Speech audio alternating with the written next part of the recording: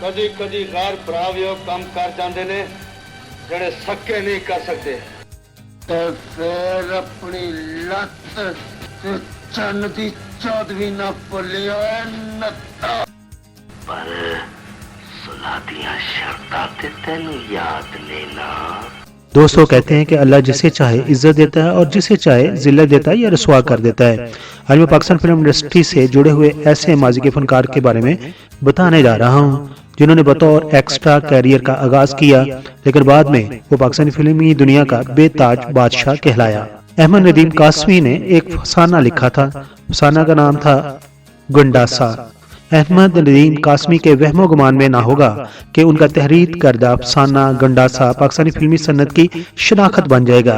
उन्हीं के उस अफसाने पर पाकिस्तान टेलीविजन ने 70 की दहाई में एक ड्रामा भी बनाया जिसमें मरकजी किरदार लेजेंड अदाकार मुनव्वर सईद ने अदा किया था। और फिर उसी अफसाना पर एक फिल्म बनी और हदायतकार हसन अस्करी ने उसे नाम दे दिया वहशी जट का। ये फिल्म ना सिर्फ पंजाबी जुबान की एक रुझान साज फिल्म थी बल्कि उसने फिल्म के हीरो सुल्तान राही को भी एक नया जन्म अदा किया।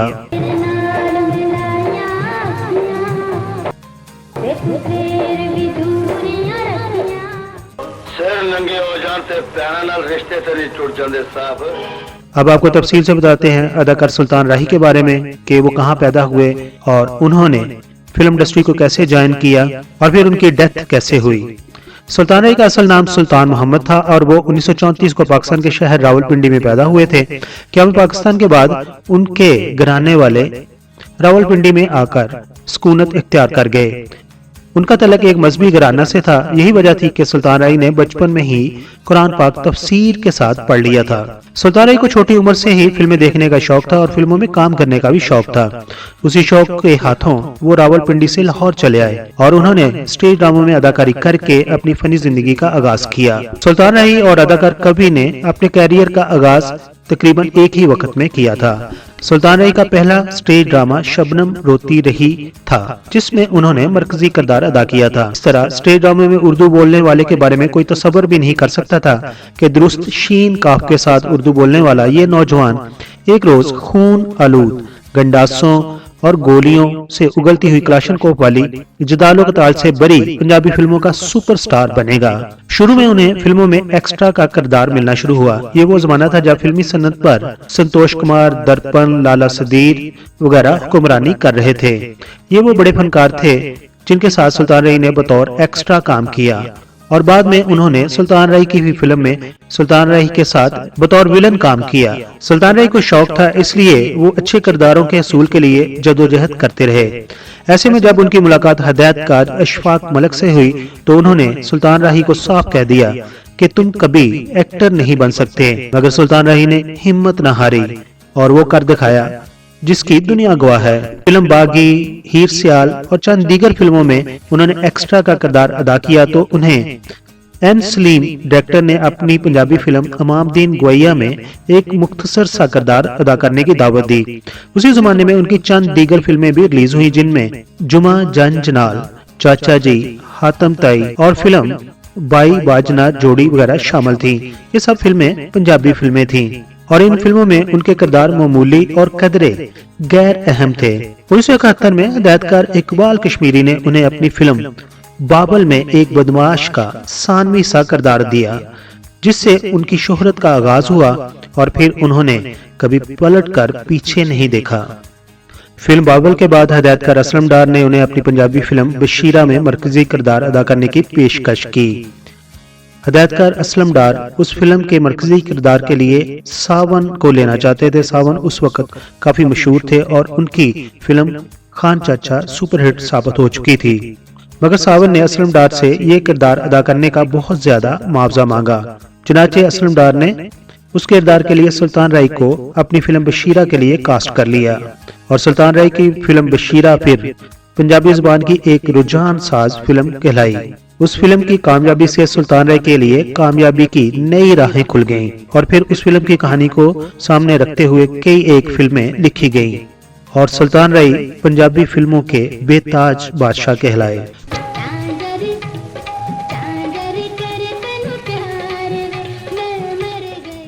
तुम भी ठीक कहनी है मां ते मैं भी ठीक कहना वा।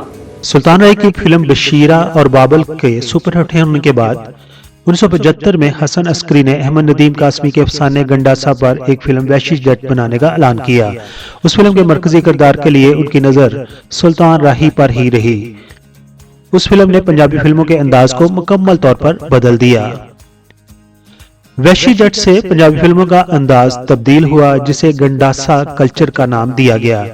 अब सोशल और रोमानवी फिल्मों की जगह पुरतशद्दुद एक्शन फिल्मों ने ले ली और गुंडे बदमाश हीरो बनाकर पेश किए जाने लगे। ये वो दौर था कि पाकिस्तान में पंजाबी फिल्में बनती थीं, उनके हीरो सुल्तान राही थे, जबकि इंडिया में जो हिंदी या उर्दू फिल्में बनती थी उनके हीरो अमिताभ बच्चन थे। बॉलीवुड और लॉलीवुड में दोनों में एक्शन फिल्मों का रुझान था। 1979 में पाकिस्तानी फिल्मों में एक और इंकलाब आया जब 11 फरवरी 1979 को रिलीज होने वाली फिल्म मौला जट ने बॉक्स ऑफिस पर कामयाबियों के तमाम अगले पिछले रिकॉर्ड तोड़ दिए। उस फिल्म के फिल्मसाज थे सरवर भट्टी और उस फिल्म को डायरेक्ट किया था यूनुस मलिक ने। फिल्म मौला जट की नुमाइश ऐसे जमाने में हुई जब जनरल ज़ियाउल हक का मार्शल लॉ अरूज पर था और जुल्फकार अली भट्टो का मुकदमा अदालत आलिया में चल रहा था। उस फिल्म में सुल्तान राही ने एक नेक सीरत इंसान का रोल निभाया, जबकि मुस्तफा कुरैशी ने एक शैतान सिर्फ शख्स का किरदार अदा किया था।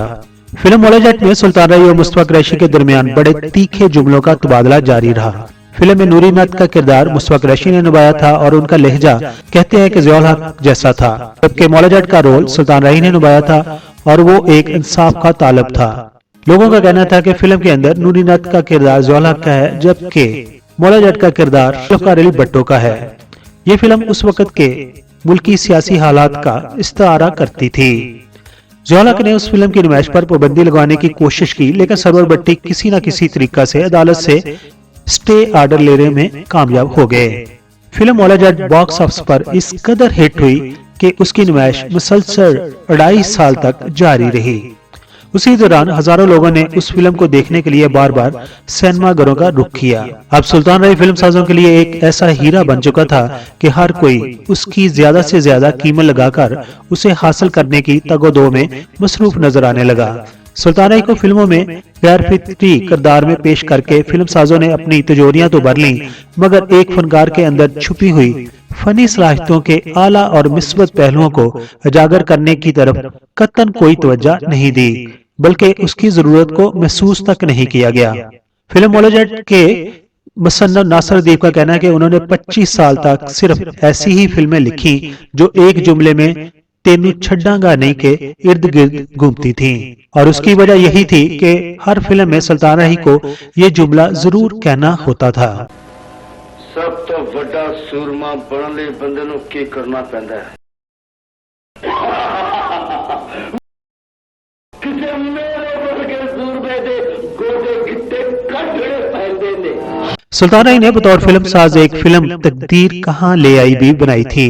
ये उर्दू में फिल्म थी और इस फिल्म को 1976 में रिलीज किया गया था, लेकिन ये फिल्म बुरी तरह नाकाम हुई। उसके बाद उन्होंने कभी भी कोई फिल्म डायरेक्ट नहीं की और ना ही किसी फिल्म को प्रोड्यूस किया था।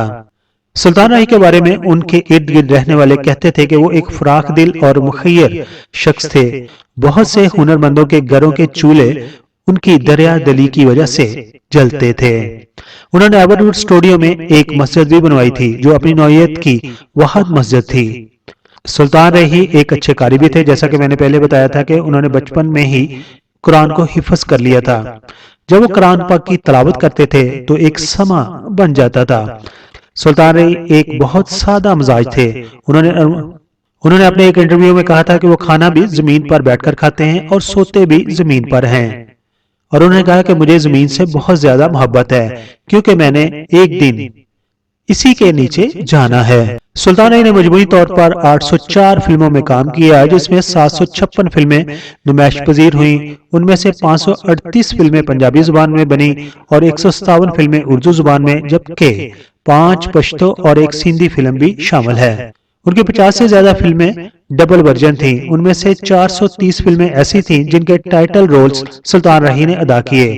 804 फिल्मों में काम करने के बावजूद भी उनका किसी अदाकारा के साथ कभी कोई स्कैंडल नहीं बना था, जिसकी पूरी फिल्म इंडस्ट्री गवाह है। अब बात करते हैं कि ये सीधा साधा सा फनकार किस तरह हमसे रूठ गया और किस तरह उसकी जिंदगी का इख्तिताम हुआ।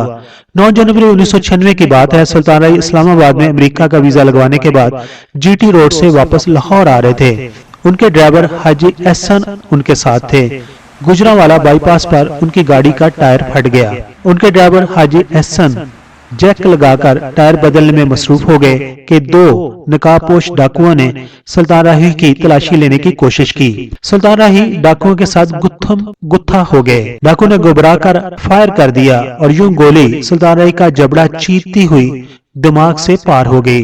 जब डाकू फरार हो गए तो उनके ड्राइवर हाजी एहसन मुख्तलिफ गाड़ियों को रोकने के लिए इशारा करते रहे, मगर कोई भी गाड़ी ना रुकी। और फिर उनके ड्राइवर हाजी एहसन ने किसी न किसी तरह से करीबी पेट्रोल पंप पर पहुंचकर पुलिस को वक़्आ की इत्तला दी और फिर सुल्तान राही के जस्दे खाकी को डिविजनल हेडक्वार्टर अस्पताल में पहुंचा दिया गया। सुल्तान राही के कत्ल की खबर गुजरांवाला शहर में जंगल की आग की तरह फैल गई और उसके परस्तार जोक दर जोक अस्पताल पहुंचना शुरू हो गए। पोस्टमार्टम के बाद सुल्तान राही की लाश लाहौर मुंतकिल कर दी गई। उनके अहले खाना अमेरिका में थे। उनके आने का इंतजार किया गया और फिर 14 जनवरी 1996 को उन्हें लाहौर में शाह शम्स कादरी के मजार के हाथे में सुपुर्द खाक कर दिया गया। Across the Pakistan and across the world, जहां कहीं भी आप हों और हमारी इस वीडियो को देख रहे हैं तो हमें भी अपना प्यार दीजिए, अपनी मोहब्बत दीजिए, हमारी इस वीडियो को लाइक कर दीजिए, हमारे चैनल को सब्सक्राइब कर दीजिए। अगर आप फेसबुक पर हमें देख रहे हैं तो हमारी इस वीडियो को लाइक कर दीजिए। अपना बहुत सारा ख्याल रखिए। Thank you so much.